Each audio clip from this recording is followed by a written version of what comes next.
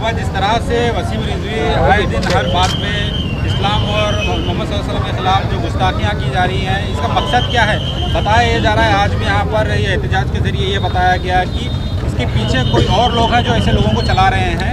तो इसके ऊपर किस तरह से तमाम उम्मत को काम करना चाहिए, इस चीज़ों को रोकने का तरीका क्या होगा? ताजदार ख़त्म नबूवत जिंदाबाद ये चाहता है कि सस्ती शोहरत इसके ज़रिए से मुसलमानों की दिल आज़ारी कर कर करे। हम तुझे सस्ती शोहरत भी देंगे, हम तेरे खिलाफ मोर्चे भी खोलेंगे, ये जानते हुए कि तुझे सस्ती शोहरत मिल रही है। मोर्चे भी खोलेंगे, कानून का दरवाज़ा भी खटखटाएंगे और हर जगह पर FIR करेंगे।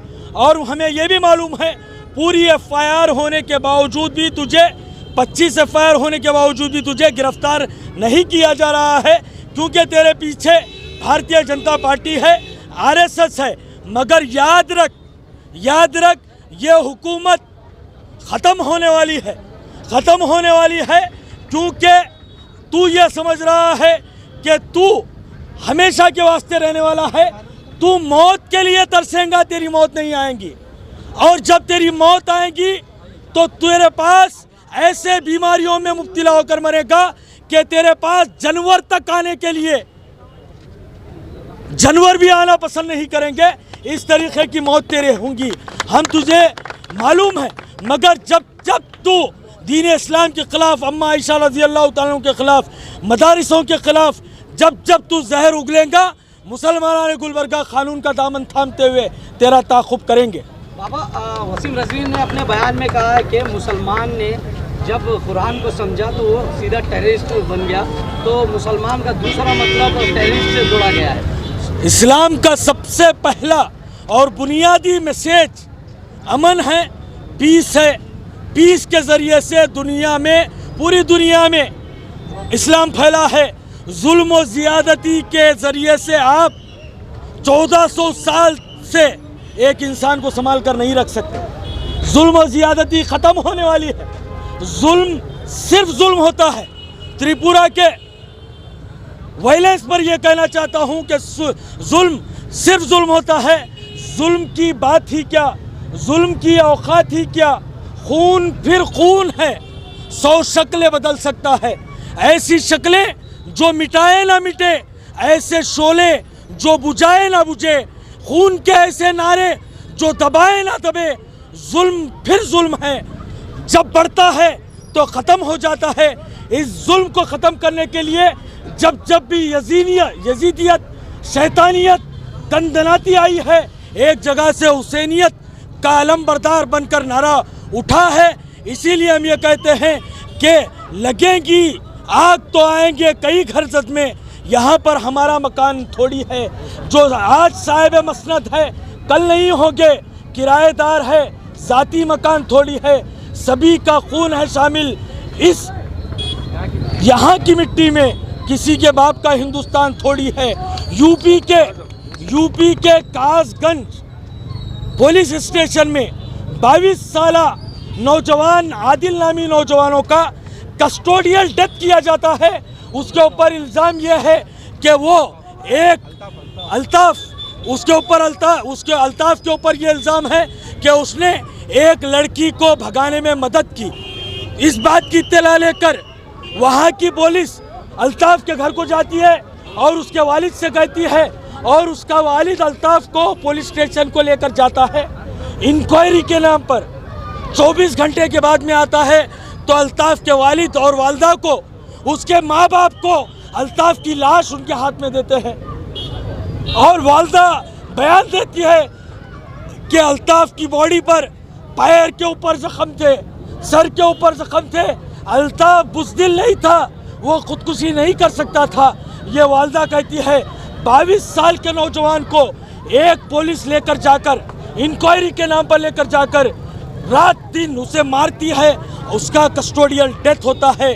उससे पहले मनीष गुप्ता को भी कस्टोडियल डेथ किया गया और उसे 50 लाख का मुआवजा दिया गया, गवर्नमेंट में नौकरी दी गई। और जो मनीष गुप्ता का कस्टोडियल डेथ किए, उन ऑफिसर्स के ऊपर कानूनी कार्रवाई करते हुए उन्हें जेल को भेजा गया। त्रिपुरा में फिसादात हुए, मसाजिदों को जलाया गया, मुसलमानों के बस्तियों को खाक की ढेर में तब्दील किया गया। मुसलमानों के कारोबार को जलाया और बर्बाद किया गया। एक वीएचपी के ऊपर एफआईआर नहीं होता, किसी की गिरफ्तारी नहीं होती।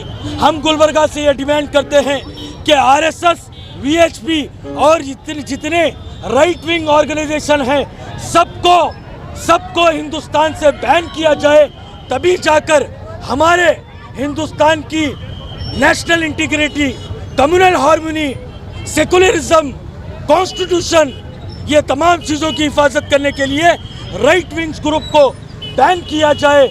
और त्रिपुरा में फैक्ट फाइंडिंग कमेटी जो गई थी उनके ऊपर यूएपीए के चार्जेस लगाए गए। ट्विटर हैंडल के एक शाम नामी जर्नलिस्ट जो ट्वीट कर रहा था त्रिपुरा पर, और अल्ताफ के वीडियोस ने भी शाम ने ट्वीट किया और हकीकत पूरी दुनिया को बताई। उस ट्विटर हैंडल के ओनर को, उस जर्नलिस्ट को गुलबर्गा से मैं सैल्यूट करता हूँ, सलाम करता हूँ। तुमने बेबाकी बताई, तुमने बताया कि हिंदुस्तान हर मजहब के मानने वालों का है। हमारी कई एक हिंदू बहनें जो अल्ताफ के इंसाफ के लिए आवाज़ बुलंद कर रही है, मैं उनको भी सलाम करता हूँ। हम चाहते हैं कि अल्ताफ के साथ इंसाफ किया जाए।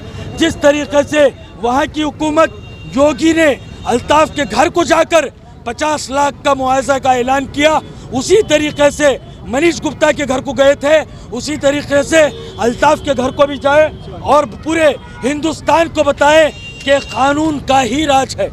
अगर नहीं तो हम यहाँ पर हिंदुस्तान में किसी के बाप के राज को चलने नहीं देंगे। हम बाबा साहब अम्बेडकर के बनाए हुए संविधान को ही, उसके ही राज को चलने के लिए अपनी जानों को कुर्बान करने के लिए तैयार हैं। हमारे आबा और अजदाद ने इस मुल्क की आज़ादी के लिए अपनी जान की कुर्बानी दी थी। हम इस मुल्क के संविधान की रक्षा के लिए अपनी जान कुर्बान करने के लिए तैयार हैं। देखिए, हिंदुस्तान एक डेमोक्रेटिक कंट्री है। यहाँ पर हम एहतजाजात दायर कर रहे हैं और केसेस, कंप्लेंट्स दायर कर रहे हैं, हाई कोर्ट में PIL फाइल कर रहे हैं और हुकूमत हिंद से और तमाम पॉलिटिकल पार्टीज से ये अपील करते हैं कि ऐसे मजहबी रहनुमाओं पर अगर कोई गुस्ताखी करता है तो उन गुस्ताखों के खिलाफ UAPA जैसा सख्त कानून बनाया जाए, क्योंकि हिंदुस्तान सूफी संतों को मानने वाली सरजमीन है। यहाँ पर सूफी संतों के ताल्लुक से अगर कोई गुस्ताखी करता है तो UAPA जैसा उनके खिलाफ कानून बनाया जाए।